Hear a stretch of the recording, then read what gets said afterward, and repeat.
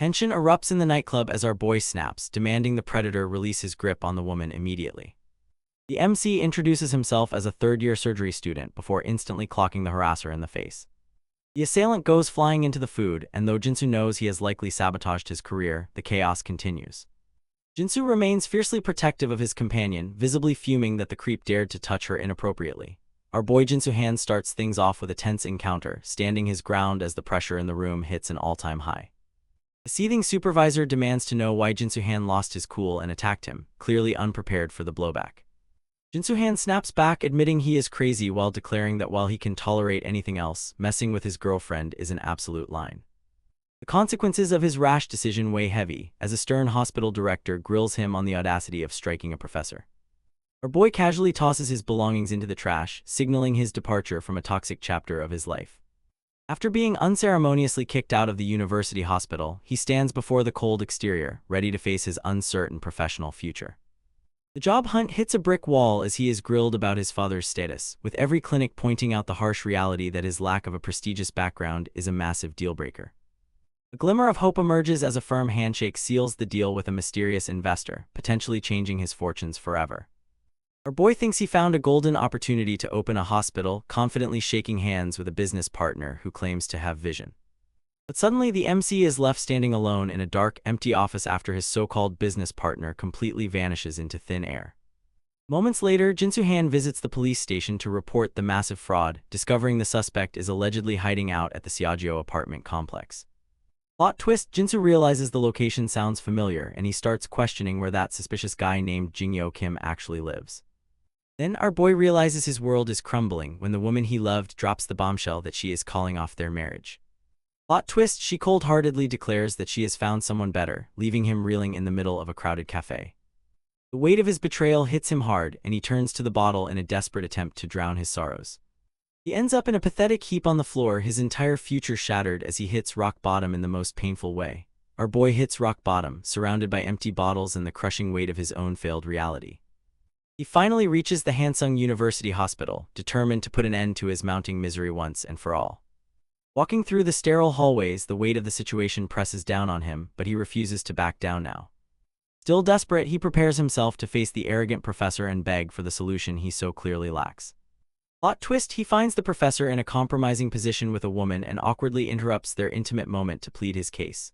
A haunting realization dawns on the protagonist as he reflects on how the cruel winds of destiny have turned against him.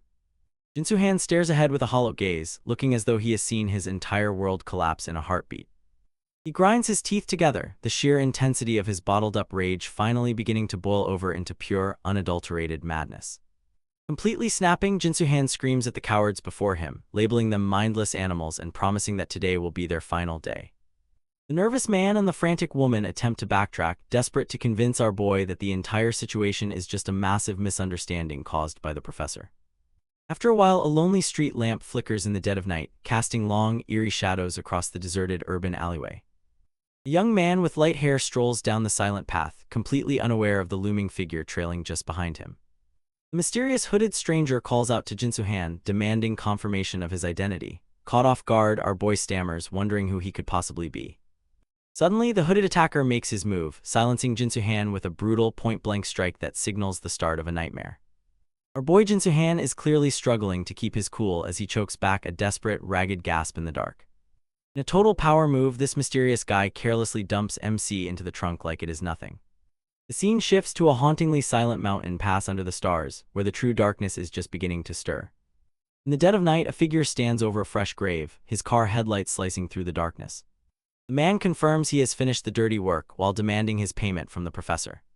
A desperate hand reaches out from the dirt, recognizing his attacker as the professor who betrayed him. The buried man struggles for air as he realizes the one responsible for his demise is Jingyo Kim. Despite the suffocating weight of the earth, he refuses to accept such a pathetic end to his story.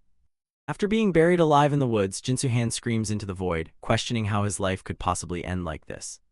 Suddenly, a mysterious notification sound echoes through the darkness, pulling our protagonist back from the brink of total nothingness. The spiritual eyes of the world drift open, casting a brilliant, divine glow upon his soul as he begins to ascend.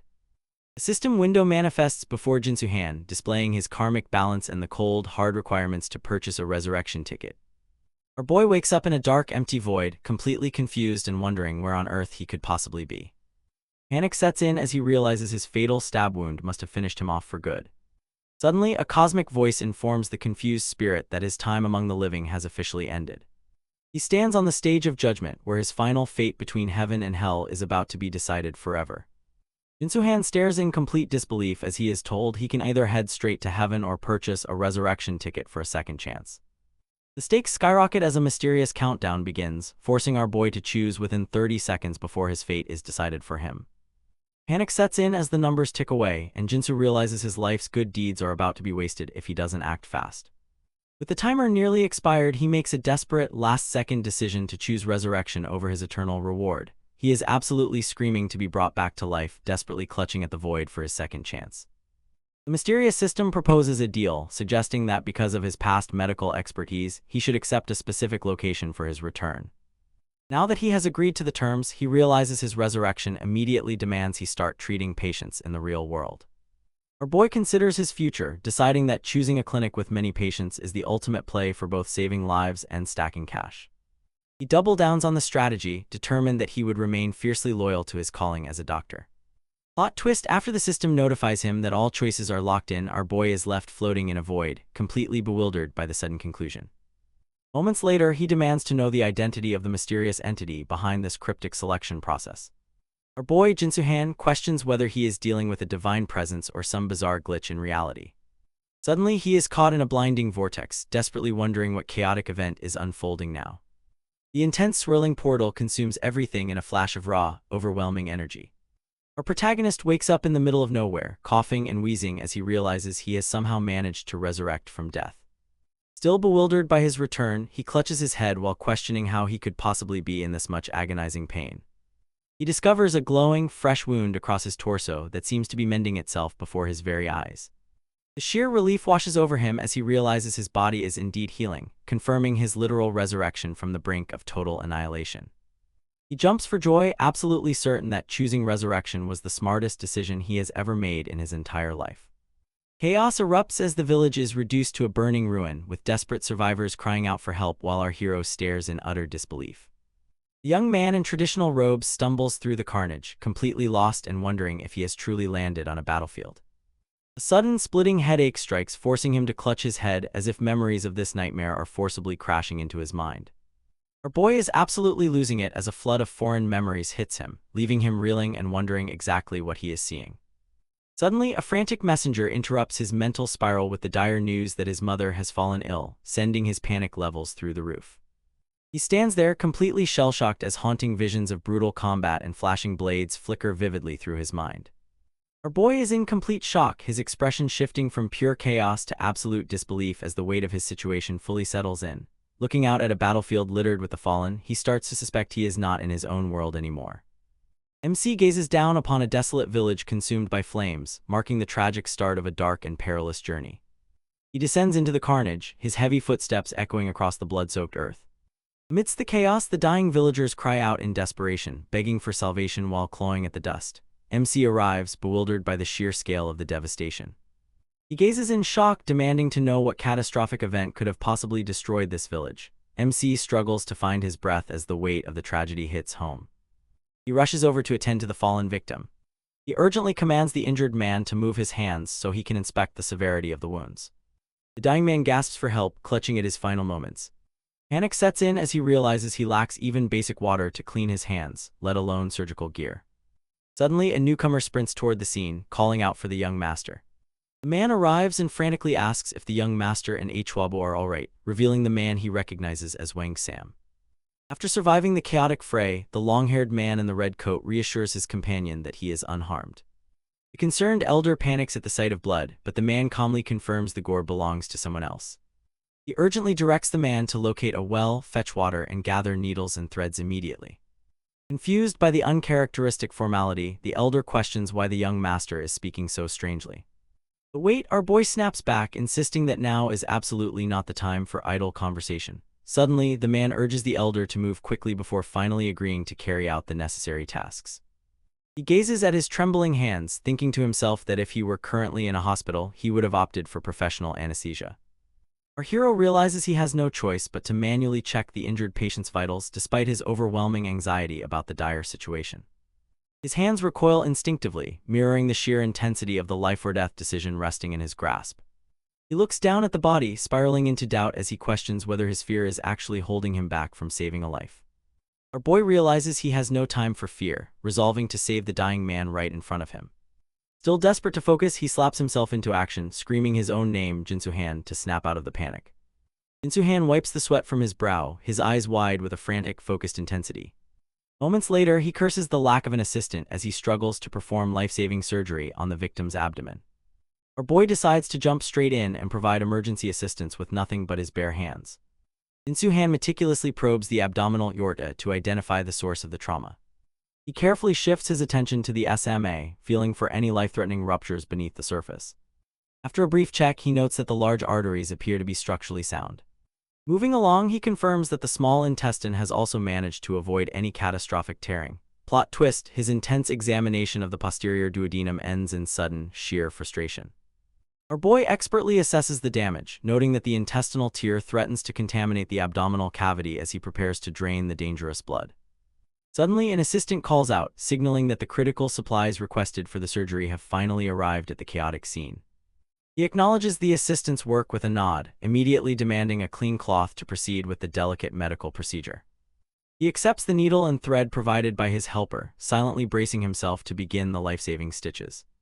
Our boy is absolutely losing his mind over the thick, multi-threaded disaster he is forced to use as a suture needle. Still frustrated, Jinsu-han mutters that he is performing a disaster of a stitch rather than a proper surgery.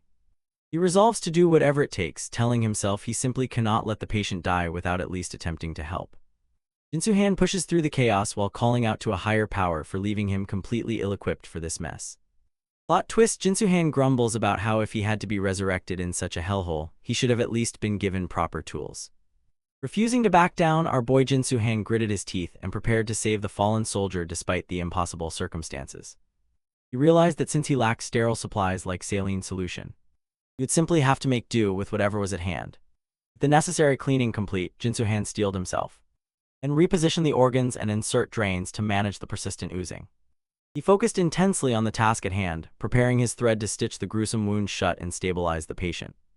Our boy taunts the unconscious man, sarcastically declaring that the show he is putting on is truly something to behold.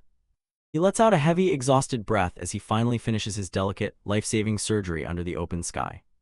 Still wiping away his fatigue, Jinsu-han rests while reflecting on how his stitching work turned out better than he anticipated. Suddenly, a panicked woman rushes in screaming for her dear companion, completely unaware of the dramatic surgery that just occurred. She collapses over the injured man, wailing in despair as she wonders how she could possibly survive alone without him.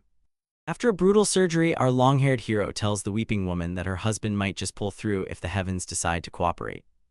The woman is absolutely floored that the man survived such a grievous abdominal wound, and she questions the mysterious healer in disbelief. Plot twist, he confirms that he is indeed a man of medicine, having dedicated his time to studying the healing arts. Panic sets in as the group discovers the unconscious father, but Jinsu-han desperately pleads for him to open his eyes. Plot twist, the old man berates the unconscious father for leaving him behind, his voice trembling with a mix of anger and sorrow. Jinsu-han wipes the sweat from his brow, confidently assuring the others that the patient is finally out of danger. Suddenly, the patient screams in agony as Jinsu-han pushes him to keep holding on, refusing to let him surrender to the pain. The long-haired man in the red coat desperately tries to stabilize his fallen comrade, muttering that he just needs a little more time. His frustration boils over as he curses his own limitations, knowing he is failing to keep his companion alive. He gently rests a hand over the man's eyes, trying to block out the sight of his own failure. Surrounded by a graveyard of the fallen, he cries out in raw desperation while struggling to find even one pulse. Still feeling the phantom pains of his past life, our boy remains on edge after his recent brush with death. He refuses to give up, fully committed to doing absolutely everything he can to save at least one more life. The sun sets over the horizon, casting a long, ominous shadow across the journey ahead. The guy with him breathes a sigh of relief that the young master survived, oblivious to the fact that a completely different soul now inhabits that body. Jinsu-han looks over, cynically questioning if the soldiers will actually lift a finger to annihilate those bandits. His companion drops the truth bomb that corruption runs deep, claiming the officials are just in bed with the outlaws for bribes. Jinsu can hardly believe the audacity of the claim, dismissing the idea of officials taking bribes as total nonsense. He gazes into the sunset, the weight of a dying world pressing heavily against his soul. He laments the utter rot of his era and recognizes the looming shadow of the Yellow Turban Rebellion. He realizes that with Huapyong Year 6 transitioning to Guanghua, the timeline is ticking closer to impending disaster. He stops dead in his tracks as the horrifying realization of the impending war crashes down upon him. He shakes with pure anxiety, lamenting that there is no safe corner left in all of China to escape the coming conflict. Our boy rages about some cruel angel, while his companion asks if he is talking about him. The evening sky burns a deep, ominous crimson over the quiet hills, setting a heavy mood, deep into the night. The peaceful estate rests in shadows as the moonlight reveals its weathered exterior. Wang Sam suggests the young master wash up to avoid questions, and the young man gratefully accepts the help. He pours water into the basin, masking the harsh reality of his sudden return. He splashes his face, desperately trying to rinse away the weight of his tragic family history. Our boy has been hitting the medical books hard, fueled by his mom's sickness, and he is determined to make a difference. He pauses with a thoughtful expression, wrestling with the bizarre reality of his new life in this youthful body. Moments later, someone calls out to him with urgency, breaking the silence of his deep, contemplative mood. Older brother approaches to check in, clearly worried sick after hearing rumors about an encounter with dangerous bandits. Ichuabak inquires about their mother's condition, only to hear that she has finally drifted into a peaceful slumber after taking some porridge. Wenwa hesitates not to disturb her rest, resolving that it would be best to check on her the next morning instead. Ichuabak needles his brother about his long absence, pointedly questioning if he truly intends to visit their mother the next day. MC feels the pressure, cynically observing that his display of filial piety is merely a performance for public approval. Ichuabak brushes off his own greed, while he watches the weary young man struggle to stay awake. He notes that because she finally drifted off after hours of turmoil, waking her now would be the truly filial thing to do. Still acting the part of the mentor, he praises the younger man for being unexpectedly considerate after his long studies in Siaju. He urges the younger man to get some rest, to which he simply agrees before they part ways for the night. Still struggling with the weight of his new reality, our boy wonders where he should even begin his journey. He rests in silence, his body finally finding a moment of stillness. He collapses onto his bed with a massive yawn, completely drained by the chaos of his day.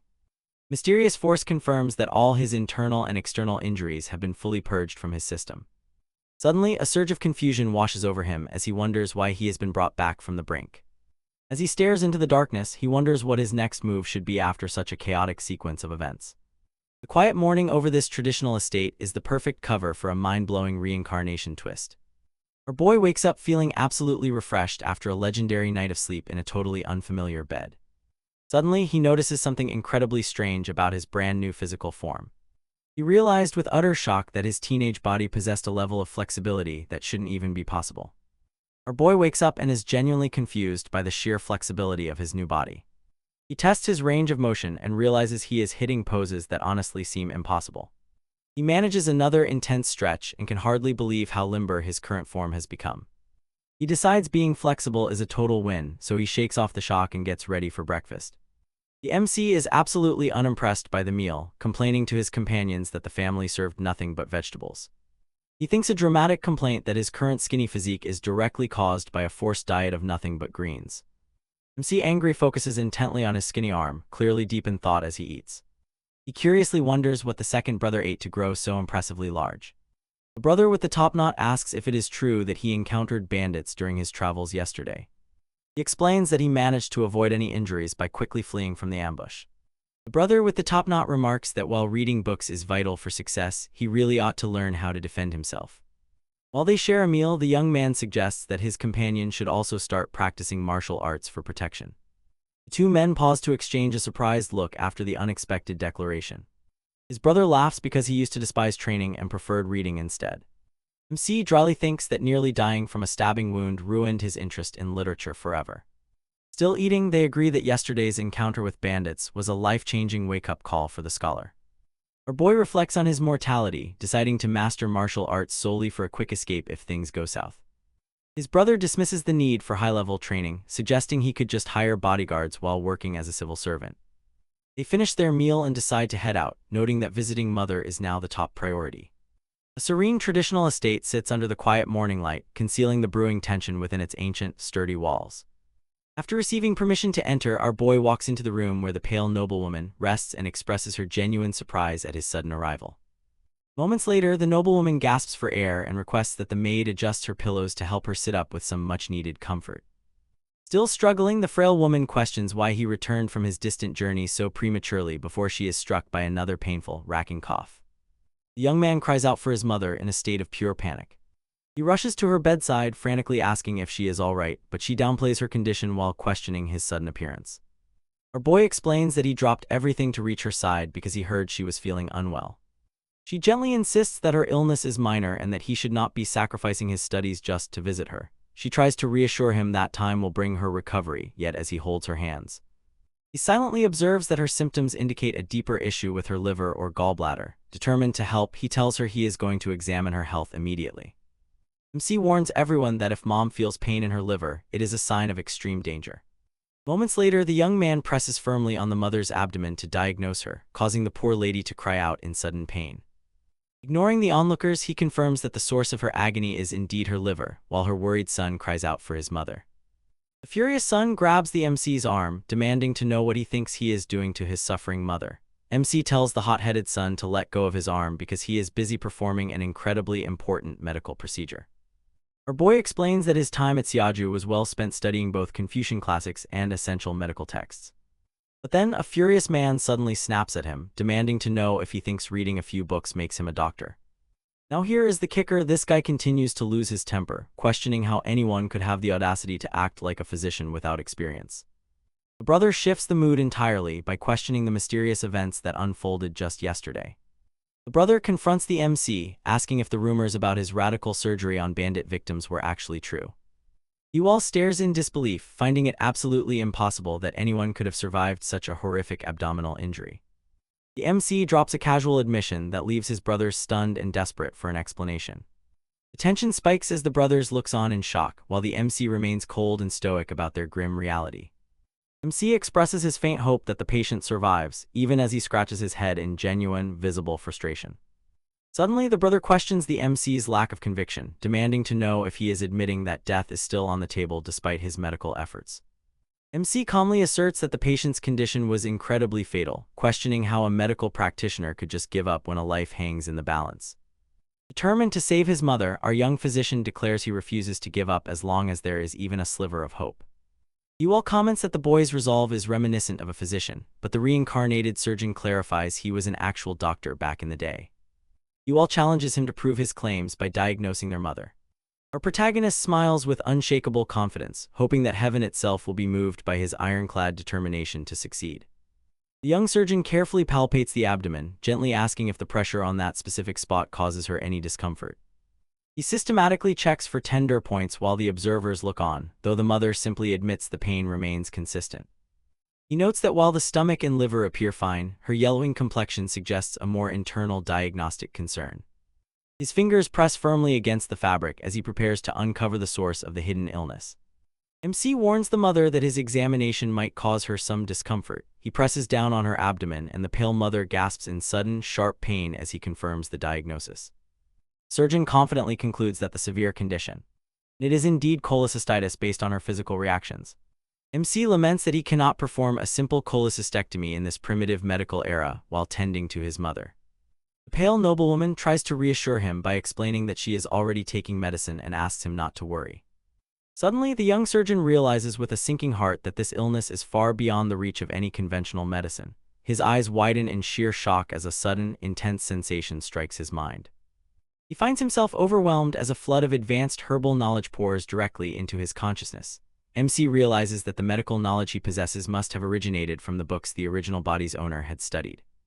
He concludes that while he lacks the complete knowledge to save the mother, there are still useful insights he can apply immediately. Then he asks for the prescription. Brother responds by telling him to wait a moment. He notes with relief that the prescription was well preserved, observing that most people would have simply thrown such important papers away.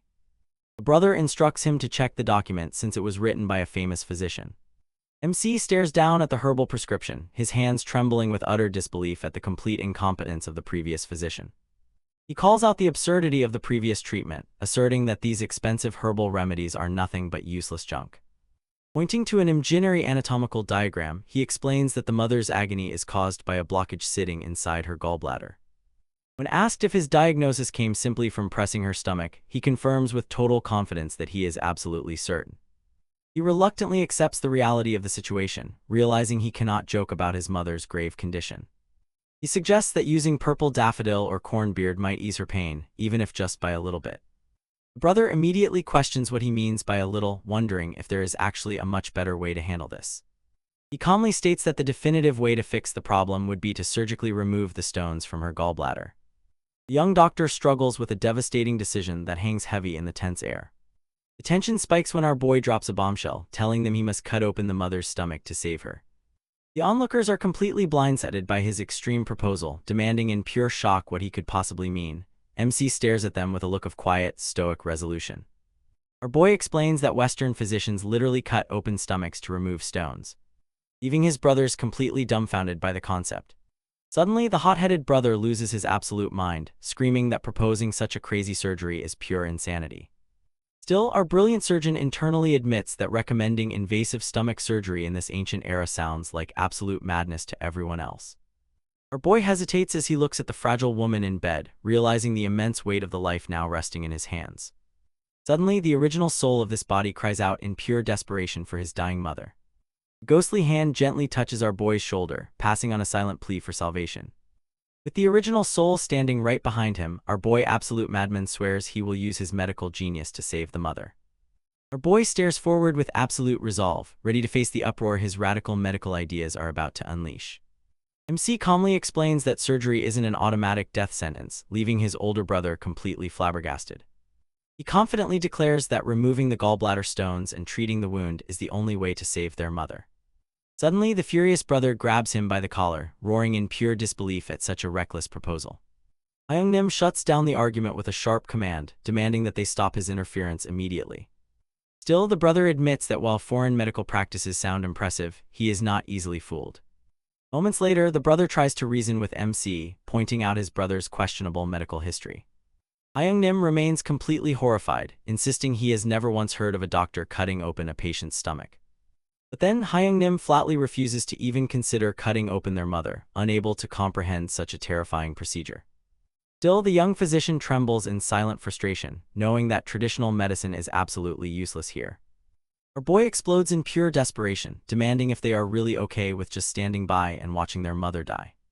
The tense silence of the ancestral home hangs heavy as his words echo through the rafters. Suddenly, the hot-headed brother snaps, completely slapping MC, sending shockwaves through the entire household.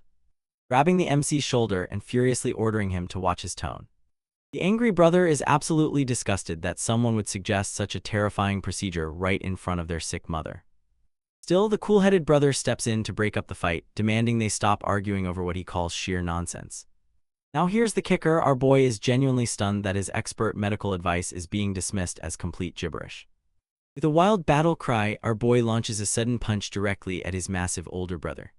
The absolute madman actually scratches, delivering a surprising graze straight to his brother's jaw. Stunned by the disrespect, his furious brother demands to know if he has completely lost his mind for attacking his own family. Realizing words won't work, his older brother readies his palm to beat some actual sanity back into him. Our boy is absolutely losing his mind with frustration over this chaotic family drama. But then Hyung-nim explodes with absolute fury, demanding respect in front of their bedridden mother. Suddenly, the big tough second brother turns into a total softie, desperately apologizing while trying to blame the MC. The oldest brother is not having any of it, lecture mode activated as he demands a much quieter approach to sibling rivalry. The second brother can only rub his head in pure embarrassment after getting thoroughly roasted for his lack of chill. Our boy's mother gently lectures Jua to calm down, defending her younger son's medical intentions. But then Jua immediately folds under motherly guilt, offering a dramatic apology while MC judges him in silence. Moments later, the matriarch turns her sights on MC, scolding him for swinging his fists at his older brother. Ultimately, she decides to trust our boy's advice, opting for his simple cornbeard brew over useless, overpriced medicine. Our boy confidently suggests switching up the traditional herbal medicine to get his mother's recovery back on track. Even when the brothers worry about the astronomical medical bills, the mother shuts them down to show absolute faith in our boy's skills. He slides the door shut, leaving his brothers staring at his back in absolute silence. Still consumed by the thought that their mother straight up needs surgery, a heavy silence hangs over the estate. As our boy realizes he lacks the proper medical tools to pull off a miracle, still, he walks alongside his siblings. Completely consumed by the harsh reality of their mother's ticking clock, if he leaves her in this state, she'll face a tragic end that no amount of medicine can ever fix. Our boy steels his resolve, fully aware that any further delay will seal their mother's tragic fate forever. So he decides if he can't convince his stubborn brothers, he'll just have to perform the surgery in secret. Our boy jumps absolutely out of his skin when his oldest brother suddenly calls him out of nowhere. Suddenly, the second brother tries to laugh off his physical violence by blaming his extreme stress over their mother's failing health. While our boy politely plays along with the apology, he is internally questioning his brother's massive mood swings. Still rubbing his head, the second brother points out that our boy's punch was surprisingly aggressive earlier. The big guy jokingly laughs about how he barely managed to dodge that aggressive fist. Our boy confidently proposes a bare-hand sparring match with his older brother, sporting a highly suspicious smirk. His brothers are completely blindsided by this sudden, confident challenge to a fight. To raise the stakes, our boy cheekily suggests that the winner of their duel should get a wish granted. They face off in the quiet courtyard, ready to see if his physical skills match his absolute audacity. Our boy prepares to stretch his limbs on the training ground under the watchful, skeptical eyes of his older brothers. But then, the oldest brother warns Jua to take it easy during the spar, which only makes the powerhouse laugh with absolute confidence. He suddenly recalls how his brother previously used the excuse of teaching martial arts to absolutely wallop him under the guise of lessons. Still, Wonwoo remains completely unfazed and flatters his brother by calling him the greatest master he has ever known. Now here is the kicker: Jua's ego instantly skyrockets after hearing the compliment, and he eagerly declares that it is time to begin. Even though his current teenage body is way smaller than his prime, he feels in great shape and ready to give this fight a shot. But then the second brother casually beckons our boy to bring it on, clearly expecting an easy win. The second brother smugly tells his older sibling to sit back because he plans on wrapping this up in a flash. Now here's the kicker: our boy senses the perfect opening and decides to strike without wasting another single second. Suddenly he executes a lightning-fast sweep, firmly believing that a surprise ambush is the ultimate key to victory. The young man with shoulder-length brown hair lunges forward, his fist snapping through the air with newfound, desperate speed. Violent impact ripples through the space, signaling the force behind his lightning-fast strike. Suddenly, the tall, athletic man with a high ponytail effortlessly intercepts the strike, his powerful kick sending our boy spiraling through the air. Our boy crashes hard against the ground as he lets out a sharp cry of agony from the sheer intensity of the blow. The young man with shoulder-length brown hair is completely baffled by how his opponent moved so fast, feeling utterly outplayed by those lightning-quick strikes. The tall, athletic man with a high ponytail mockingly taunts him, claiming that any attempt to catch him off guard is just far too easy. Suddenly, the young man with shoulder-length brown hair loses his cool, fuming with frustration as he swears to eventually land a hit on his cocky rival. Our protagonist lies defeated on the ground, gasping for air while the expansive blue sky stretches mockingly above his exhausted form. He admits he is no match for his opponent, his pride clearly bruised after the intense physical struggle. The tall, athletic man in gray robes smirks, mocking his brother by asking if he is finally ready to throw in the towel. Suddenly, the young man with dark hair and a top knot fires back, refusing to accept defeat while demanding they keep pushing their training. The MC blocks a lightning-fast kick with his bare hands, yelping in surprise at the sheer impact. MC braces himself against the relentless assault from the tall, athletic man with a high ponytail. The MC is in shock as he realizes his opponent left an opening on his right foot. Suddenly, the MC spots something critical and shouts that he has finally found it, his face intense with focus. With their mother's life on the line, our boy makes a desperate move to seize control in this high-stakes sparring match. Then Wonwoo uses his incredible flexibility to wrap his legs around the second brother, attempting a wild takedown. Moments later, he successfully pins Jua to the dirt and smugly declares that he has finally secured the upper hand. But then, the big brother effortlessly turns the tables by instantly locking our boy's wrist in a bone-crushing grip. Jua smugly chuckles as his younger brother desperately tries to pin him down during their intense sparring match. Our boy realizes that if he cannot utilize his arm in this critical moment, his entire strategy is going down in flames. Suddenly, the athletic powerhouse Jua effortlessly launches our boy into the air with a brutal, well-placed counterkick. After getting comically wrecked in a flurry of dust, our boy is left rolling on the floor in absolute agony while his brother watches. Still face down on the hard ground, our defeated protagonist groans while his massive sibling towers over him like a brick wall. Now here's the kicker: Jua drops a serious look and declares that he actually needs some time to think over the proposal. Our boy retreats to his quiet room, promising his brothers he will decide on his hard-earned wish very soon. Suddenly, a sharp, throbbing pain strikes our boy's body, catching him completely off guard. Our boy clutches his aching chest, completely stunned that his brother actually hit him with such painful force. But then, the grinning martial artist smugly declares that he will think about his free wish and let him know soon. Realizing he straight up dug his own grave, our boy can only worry about the looming penalty before another urgent thought interrupts his panic. Our boy is absolutely devastated by the depressing spread of plain vegetables and white rice laid out before him. He sits there sighing over his empty spoon, lamenting that this broke family desperately needs protein and some serious financial help. Now here's the kicker: despite the lack of food, he prioritizes his mother's urgent surgery, plotting to craft a makeshift surgical blade at a local smithy. Our boy knows testing for the right blood type is actually the easy part of this crazy operation. But then, synthesizing actual anesthesia in this ancient era presents a massive, head-scratching roadblock. No matter how hard he tries, our genius surgeon has absolutely no clue which herbal medicine can substitute for modern anesthetics. To make matters worse, finding surgical needles thinner than human blood vessels in this primitive time is straight up impossible. Our boy ponders the near-impossible task of finding a surgical assistant in an era where merely mentioning cutting open a stomach terrifies everyone. He slams his hand down in frustration as endless complications begin piling up one after another before he can even start. Realizing he must forge his own surgical tools from scratch, our boy faces the ultimate hurdle of needing some serious funding first. Our boy is absolutely losing his mind after opening the drawer to find useless modern cash in a completely different historical era. Still, the young physician decides to put the useless cash aside and prepare a backup plan to get the funds he desperately needs. Moments later, he quickly sneaks away from the room to put his secret medical mission into motion. The oldest brother enjoys a quiet moment with his tea, completely unaware of the financial storm brewing right beside him. Our boy immediately switches to ultimate sweet talker mode, begging his brother for a sweet, sweet allowance. Then we shift to the bustling city streets, packed with crowds wandering under the towering traditional pagodas. Our boy steps out into a bustling ancient marketplace, completely amazed by the sheer volume of people crowding the streets. But then he suddenly freezes in his tracks as something very basic feels incredibly off. Still, scanning the lively ancient stalls leaves him utterly bewildered since there is not a single dumpling seller in sight. Now here's the kicker: the locals look at him like he has absolutely lost his mind when he asks about basic dumplings. Our boy is absolutely dumbfounded when the local merchant claims he has never even heard of a dumpling. But then the MC suddenly remembers that dumplings haven't even been invented yet in this historical timeline. Deeply devastated, he bids a tragic farewell to his dreams of eating delicious, protein-packed meat dumplings. Our boy pulls up to a traditional clinic, wondering if this is the right spot to secure his essential medical supplies. Stepping inside, Wonwa cautiously calls out to see if anyone is around while surrounded by rows of dried medicinal herbs.